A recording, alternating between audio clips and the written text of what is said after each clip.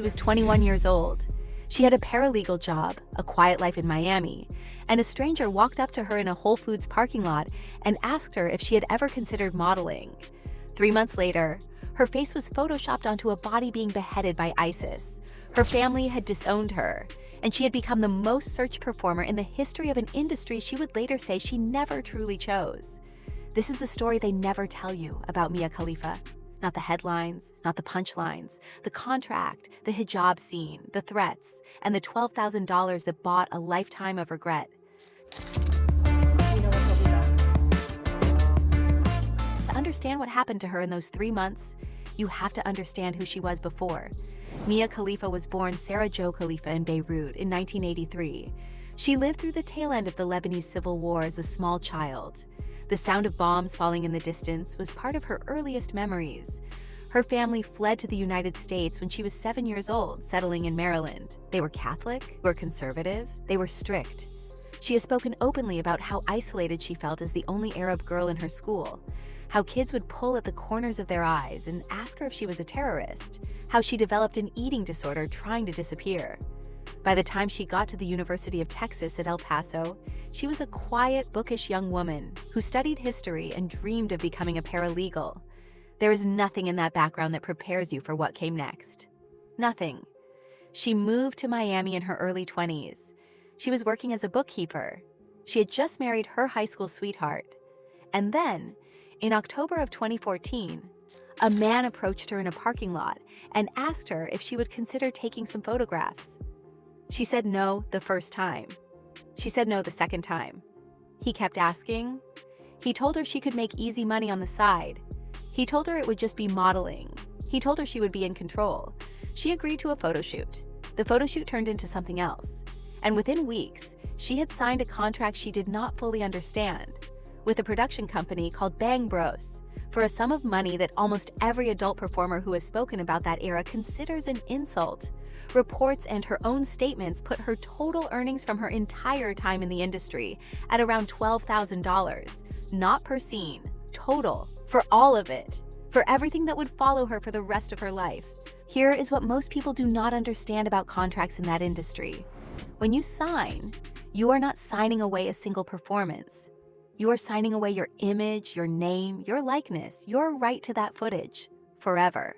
There is no expiration date. There is no buyout clause. There is no take back. Mia Khalifa has said it herself in dozens of interviews. She does not own a single frame of her own work. She does not earn a single cent when her videos are streamed today. The people who profited from her have continued profiting from her for over a decade, while she has spent that same decade trying to escape what she signed. And she signed it at 21, after months of pressure with no lawyer, no agent, no advisor, no one in her corner who could have read the document and said the word that would have saved her. No. Then came the scene that broke her life in half. About 2 months into her career, a director told her she would be performing a scene wearing a hijab. She has told this story under oath, on camera, on the BBC, on radio, on every major platform that has ever interviewed her. She said she told him directly, "You guys are going to get me killed." She knew exactly what would happen if a video of an Arab woman in a hijab performing a sex scene went online. She had grown up in that culture. She understood what the response would be, and she begged them not to make her do it. When she was asked later why she did not simply refuse, she said it was intimidation. She said she was scared. She said at 21, she did not know that she could speak up.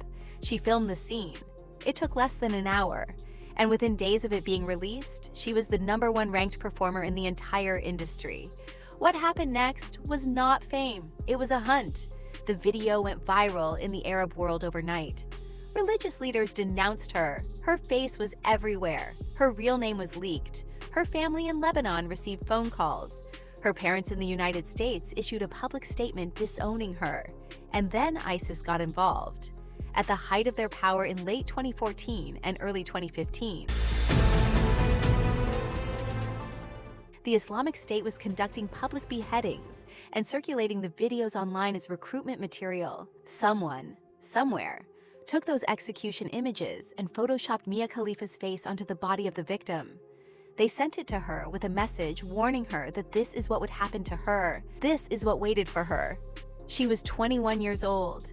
She had been in the industry for less than 3 months, and she was now on a death list circulated by the most dangerous terrorist organization on the planet. She tried to walk away. She filmed her last scene in early 2015. 3 months, by her own count, was the entire length of her career. 3 months. But the footage did not stop. The videos kept streaming, the searches kept climbing. Pornhub announced in 2018 that she was still one of their most viewed performers years after she had quit. She watched, helpless, as her name became a punchline, a meme, a chant at sporting events, a reference in rap songs by artists who never asked her permission, never paid her a cent, and never seemed to understand that the woman in those videos had asked for none of it. She has spent the last decade trying to take her work down. She has begged platforms to remove the content. She has spoken to lawyers. She has gone public over and over again with the same plea. The footage does not come down. The contract she signed at 21 is still doing its work today. And here is the cruelest part of the whole story. When she finally started speaking out, when she finally found her voice and began telling the world what really happened in those 3 months, the response was not sympathy, it was scorn. Other people in the industry attacked her for painting it badly. Critics on social media mocked her, told her she had made her choices, told her she was profiting from victimhood. She fired back with one line that should haunt anyone who has ever judged her. She asked who was more naive, her for signing her life away to exploiters, or them for thinking she owned any of the rights to the content. She does not. She never did. The men who put a contract in front of a 21-year-old who did not know better do, and they still do. There are lawsuits now. There are class actions moving through the American courts against the parent company of Pornhub, formerly known as MindGeek, now rebranded as Aylo. In 2023, MindGeek was acquired by a Canadian private equity firm called Ethical Capital Partners, which renamed the entire operation Aylo. Major federal cases are alleging that the company knowingly profited from trafficked content, non-consensual material, and footage of underage victims, with the lawsuits expanding to include the hedge funds that finance the operation.